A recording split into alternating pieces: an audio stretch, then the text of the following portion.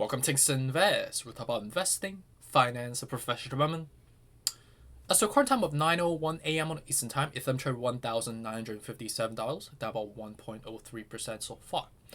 On this Wednesday morning, across the market, I would say we're relatively, leaning more of a downward pressure, but not like in a significant way, but more of an incremental, down about 0.4% across the spectrum, across the Nasdaq, Dow Jones, and S&P 500.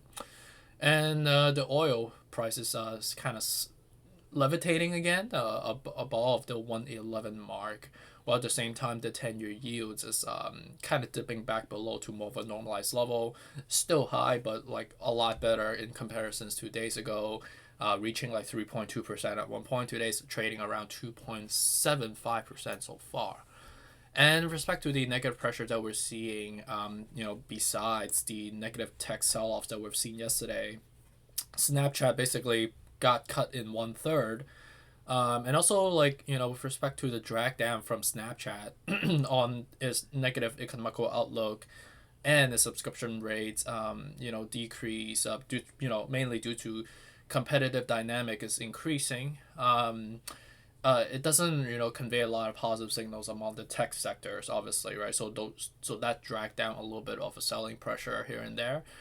And as of today, what's the major catalyst? I would say it's not like a significant one, but it's still pseudo comparable to like the FOMC meeting, which is the Federal Reserve release of its policy meeting that happened early this month, right? So we're gonna get a transcript, and I don't know how curated is this transcript. It could be just a message that they want to convey, right, with some grain of salt. So not sure how. I'm not saying they will make things up in the meeting, but it could be a possibility if they want to curate or cultivate some sort of a verbiage that is that they want to kind of layer some influential elements into it to convey some signals to the market. I would not be surprised, right? But ultimately, we'll see how the market will digest the report. Basically, it's a historical report again that happened already.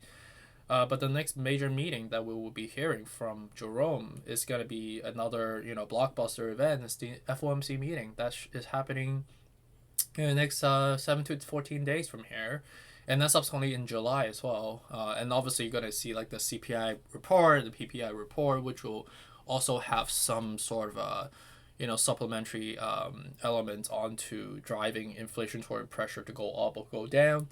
So we see how that goes. So without wasting more time, let's just dive into technical to see what's happening now with respect to recording time of 9:04 a.m. on the Eastern Time. With the 1950 at the moment, which is technically we're like $40-50 below the resistance level of 2000. So right now it's either we go back down to the 1860 or we go back up to the 2150. And at the current level, because of the fact we crossed up and the bullish pressure was not that elongated, knowing the fact that the chart on the MACD is quite elongated, so that means the bullish pressure is not going to be that sustainable. So the upward swing is not going to be that prominent either. So it is what it is. So we potentially will be trading on sideways fashion. So ideally, swing trading around this level can be possible. But if we go down, we'll go down to 1860. If we get even more severe negative reaction, like going down to 1700, can be possible from here. And respect to Bitcoin, which I'm still waiting on Weibo to stop showing me these random boxes. So Weibo's not Weibo. Bitcoin is doing the same thing, down about basically flat right now, trading at the resistance level around the 30,500.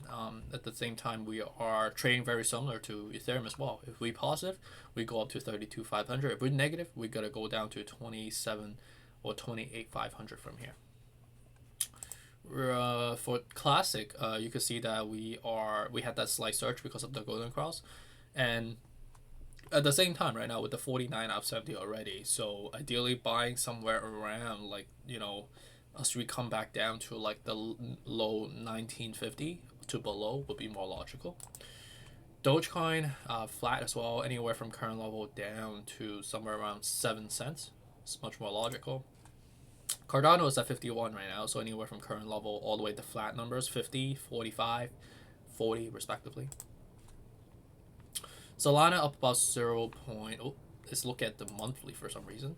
Solana is at 48 right now, so let me just come closer to it. So we broke below 50, so we have a high propensity to go back down to the 38, like the flat numbers, right? 45, 30 respectively.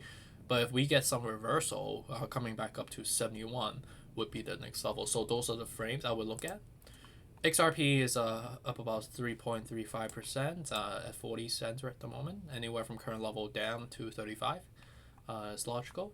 Basically, it's trading on the flat numbers at the moment. Polkadot's up about 4.5%. Anywhere from current level down to 850 is logical DCA. Algorand's up about 2.66%. Anywhere from current level down to like basically all the flat numbers, right? 40, 35, 30 respectively. Shiba Inu's at the in between levels again, right? 1400 versus 900. So as you get closer to 900, I think current level down to 900 is logical to DCA. MATIC is 64 at the moment, 64 all the way to 59. Like again, all the flat numbers, right? 65, 60, it's not a surprise because like as you get to like lower levels, like those are the levels that it typically get bought up, like when people are buying based on the flat numbers, And then with respect to AVAX, down about 3.5%, $28, anywhere from current level down to 25. And that's pretty much it overall. So we'll see how the meeting transcript will come out to be. I don't foresee it to be a major driver because we kind of have seen the hints already. And again, the market is trading on emotions right now. And, it's unfortunate that a lot of investors are being influenced by, the negative media affectation. And at the same time, the Fed is not really taking the proactive approach in terms of, making things better. With our economy, they need to be a little bit more aggressive, in my opinion. But they just have not been. They've been very, reactionary. Very just take it a day at a time, week at a time, and every single time we have an FOMC meeting is always like a negative one. So definitely does not convey a lot of confidence, and especially with respect to the U.S. Economy, with a lot of just like negative news, negative press. With respect to like some of the shooting that's been happening in the last 2 weeks so far, and that was one just happened yesterday.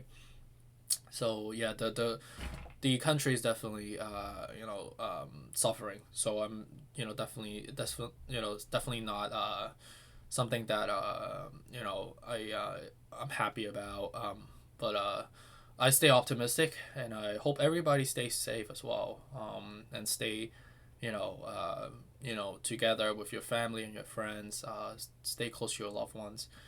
And appreciate you for joining me again this morning. And I do have a lot of meetings ahead of me this morning. And also throughout the day. So I'll catch up with you on the next one. Okay? Appreciate you. Take care.